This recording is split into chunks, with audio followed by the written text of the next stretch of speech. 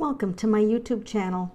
If you enjoy these videos, please like and click subscribe. And if you click the little bell in the lower right hand corner, you'll be notified of future videos. Who murdered Dorothy Jane Scott? This is a disturbing case, and I'm going to tell you about it right now. The victim, Dorothy Jane Scott. She was a single mother living in Stanton, California with her aunt and 4-year-old son. She was a secretary for 2 jointly owned Anaheim, California stores, one that sold psychedelic items, love beads, lava lamps, and the other one a head shop which sold consumption of cannabis and tobacco tools and accessories. Coworkers said she preferred staying at home and was a devout Christian and did not drink and never did drugs. Her parents, who lived in Anaheim, babysat their grandson while Scott worked. Scott's father, Jacob, said his daughter may have dated on several occasions, but never a steady boyfriend that the family knew of. Months prior to her abduction, Scott had been receiving anonymous phone calls at work from an unidentified male. She told her mother she recognized the voice but could not remember the man's name. The caller alternatively told Scott of his love and devotion and also threatened to kill her. The man said that he'd been stalking her and provided accurate details of her day-to-day life to prove it. Scott's mother recounted one day he called and said to go outside because he had something for her. She went out and there was a single dead rose on the windshield of her car. Scott's mother said that this particularly horrified her daughter. The man reportedly told Scott he would get her alone and cut her up into bits so no one would ever find her. Because of the calls, Dorothy considered buying a handgun. About a week before her disappearance, she began karate lessons. At 9:00 p.m. on May 28, 1980, Scott was at an employee meeting at work. She noted a coworker, Conrad Bostron, did not look well and had a red mark on his arm. She and another coworker, Pam Head, left the employee meeting to take Bostron to the emergency room at UC Irving Medical Center. Scott then changed her black scarf to a red one, stopped by the parents' house on the way to the hospital to check on her son. The medical personnel provided Bostron had suffered a black widow spider bite and treated him. Head said that she and Scott remained in the ER waiting room. At no time, Head said, did Scott leave her side. Bostron was discharged around 11 o'clock at night and given a prescription. Scott offered to bring her car to the exit as she did not want Bostron to walk too far in his condition as he was not still feeling well. So Head said Scott used the restroom briefly before heading out to the parking lot. Head and Bostron filled his prescription, waited at the exit for Scott. When they did not see her after a few minutes, they went out to the ER parking lot. Suddenly, they saw Scott's car speeding toward them. Its headlights blinked and they couldn't see who was behind the wheel. They waved their arms to try to get Scott's attention, and the car sped past them and took a right turn out of the parking lot. Initially, both of them thought an emergency come up with her son. A few hours later, after not hearing from her, Head and Bostron reported Scott missing. At about 4:30 a.m. on May 29th, Scott's car, a white 1973 Toyota station wagon, was found burning in an alley about 10 miles from the hospital. Neither she nor her supposed kidnapper were anywhere nearby. On August 6 of 1984, a construction worker discovered dog and human remains side by side about 30 feet from the Santa Ana Canyon Road. Both were partly charred, and the authorities believed they had been there for 2 years, as a brush fire had swept across the site in 1982. They found a turquoise ring, and they also found a watch. Scott's mother said the watch stopped at 12:30 a.m. on May 29th. That would have been an hour ahead of Head and Bostron when they last saw Scott's vehicle on August 14th. The bones were identified as Scott's by dental records. An autopsy could not determine the cause of death, and a memorial service was held on August 22nd. Mysterious phone calls. About a week after Scott's disappearance, her parents received a call from an unidentified man saying, "I've got her," and hung up. He called almost every Wednesday afternoon, and either he indicated that he had Dorothy or had killed her. Oh, so he said that he had Dorothy or he had killed her. The calls were brief and usually occurred when Vera was home alone. In April of 1984, the man called during the evening and Jacob Scott answered the phone, and the call stopped. After Scott's remains were found in August of 1984, the family started receiving calls again. The police installed a voice recorder at the Scott residence. They were not able to trace the calls, however, because the man never stayed on the line long enough. A possible motivation in the Scott's murder surfaced June 12, 1980, when an unidentified man called the front desk at the Orange County Register, the paper that had run the story on the case, and the managing editor told police the man said, "I killed her. I killed Dorothy Scott. She was my love. I caught her cheating with another man. She denied having someone else, and I killed her." The editor said the caller knew Conrad Bostron had suffered from a spider bite the night of May 28th. He also knew that Scott had been wearing a red scarf, and she changed her black scarf to a red one after an employee meeting. Neither of these details had been published in the June 12th article. The caller also claimed Scott phoned him from the hospital that night. Pam had disputed that claim, saying she'd been with Scott the entire time and she'd not made a phone call. Investors believe the anonymous caller was responsible for Scott's death. Now, one of the bloggers said that there was new additional details about a person named Mike Butler, who was a person of interest in this case. It turns out Mike Butler passed away from health complications in 2014. A memorial featured online indicated he was a deeply religious man known throughout his community. He settled in Southern California after his father, who served as an Army captain for many years and was retired. After graduating from Fullerton Union High School in the early 1960s, Mike Butler attended California State University, majoring in English.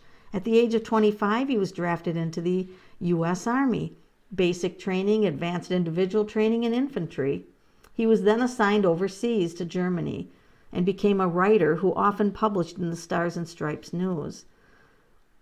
Now, the interesting thing about this is when his military time came to an end, he worked as a roadie for several rock bands, including beach bands and his sister's all-female band, Bertha. As mentioned, Mike had a sister who was an accomplished musician and singer in Southern California, and at one time worked at Swingers Psych Shop, the same shop where Dorothy worked, and Dorothy's father, Jacob, previously owned. When this person contacted this blogger, she said that Mike took a job as a machine shop maintenance employee. Why is this of interest? In 2016, an article from nightflight.com titled "Feed Your Head," Night Flight takes a trip back to the early 70s head shop. The author, who frequented Swingers Head Shop, described his experience with it in detail. The Swingers was a 2,400 square foot store located at 517 South Brookhurst Street, about a mile south of the Santa Freeway, next door in close proximity to an auto mechanic or body shop, something like that, on the corner of Orange Avenue. So when the blogger looked at the Google Street View, she noticed the close proximity that this had to the Swingers. So it's possible that the person who worked there would have been able to see and stalk Dorothy working at the shop. So we're going to go to the tarot cards and see what the tarot cards have to say about this. Here, first I'm going to put through some pictures for you. You can see what a beautiful woman Dorothy and her son was. Here's the news that she was missing. And here's the report when the remains were found. Let's see what the cards have to say. First of all, sometimes I pull one of my cards that I designed. So this is a murder mystery deck that I designed. It'll be available on Amazon probably by April of 2020. So I always say to these cards, what do I have to know about the murder, the horrific murder of Dorothy Jane Scott? And I just pull one card out. Died not knowing her killer. So she didn't know. She knew the voice sounded familiar. So maybe she had heard this person talking, or maybe they had visited the store as a customer. But she died not knowing who the killer was. So that's from my deck, and I'm still testing it, so we'll just leave it at that. Now, I'm going to ask the universal weight, was Dorothy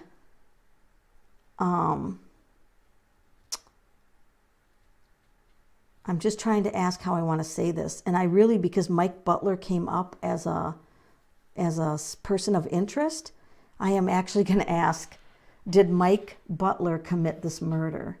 And I'm going to pull 2 cards from the universal weight, and then I'm also going to pull, whoa, well, there's the King and the 2 of Wands, and then I'm going to switch over to my Haunted House Tarot, which is my, that is my deck that I use for murder mysteries.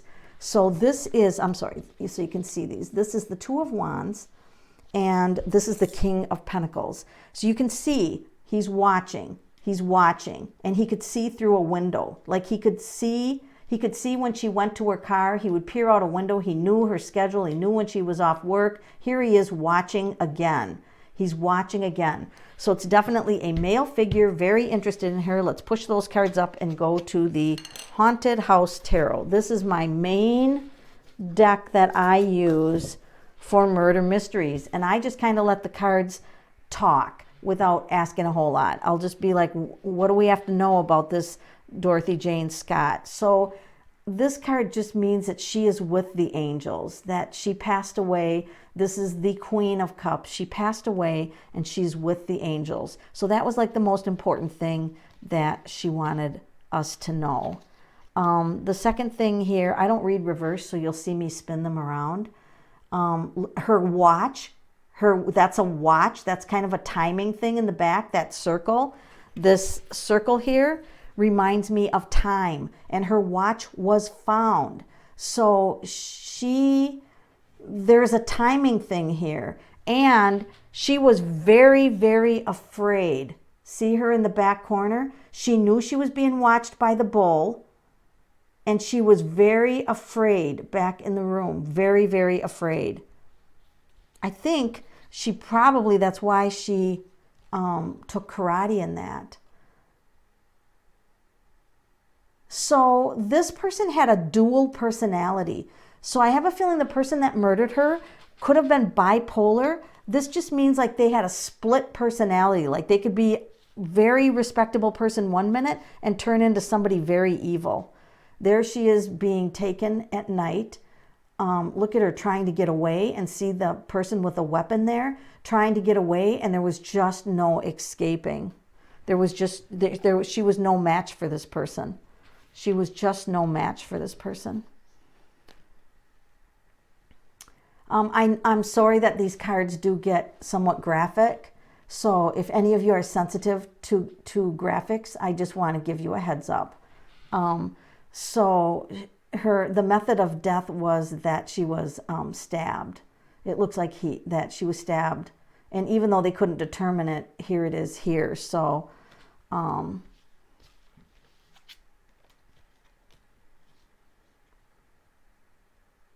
yeah, and this is that she was definitely knew she was being stalked. She thought she could get a weapon, like she was thinking of buying a gun and for karate, but he just acted too soon, and she didn't have a chance to do that. So the one reason that my channel is called Tarot Medium is I have the ability to talk to people after they're deceased. So I'm going to ask Dorothy Jane Scott if we can communicate with her on the other side, and I'm going to ask her Dorothy, how are you doing now that you're on the other side? It's been so many years, but how are you doing? So this is the card indicating, that she had to leave the earth plane, because that's the Eight of Cups, leaving. She was horrified at the timing that she had to leave, most likely because of her son. And that, this can also be calculations. It was a calculated murder. She's indicating it was a calculated murder. The Nine of Wands. So there he was watching her. He stalked her. She said he had sideburns and dark hair. She indicates something about the head injury. She may have fought back and caused a head injury to him. See the band around the head? Yeah, she said she fought really hard, but she wasn't a match for him. So she indicates this is very difficult for her family because she's off the planet. Do you see the planet up ahead of her? It was a very difficult time for her family.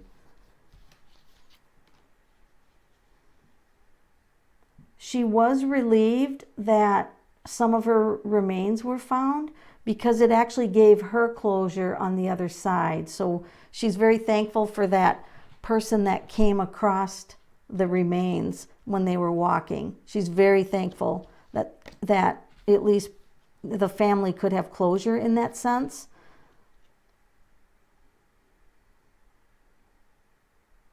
She feels like her father is confident that justice was served. Her father was confident that justice was served somehow. And so she's a little confused by that father thinking that justice was served.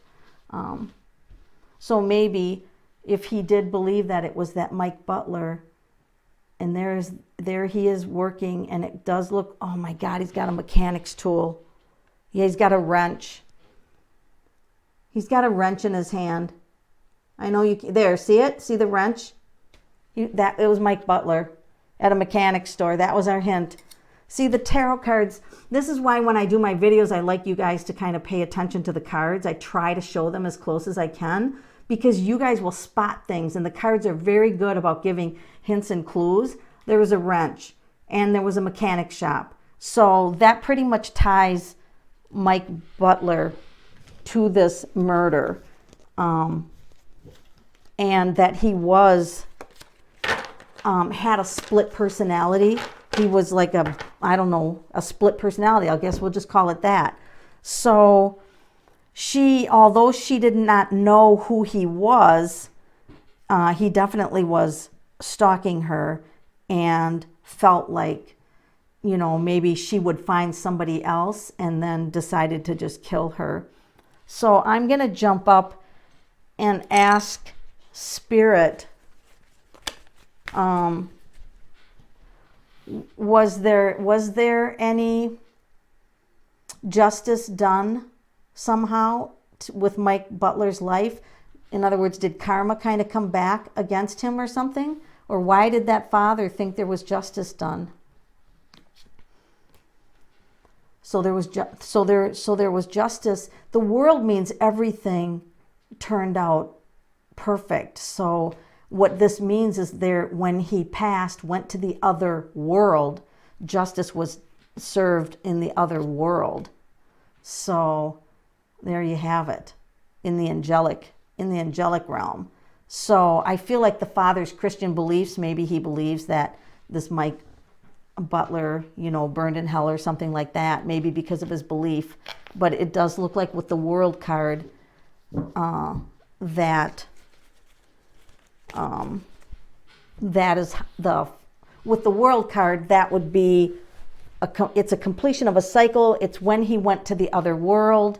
I'm just going to pull a couple more. I put it back and pulled a couple more cards. Her son went on to be very happy. The son went on to live a happy life, but always fondly thinks of the mother over the Rainbow Bridge. And so do we. We wish her the best, and we are very saddened that she had to leave that adorable son behind because of that monster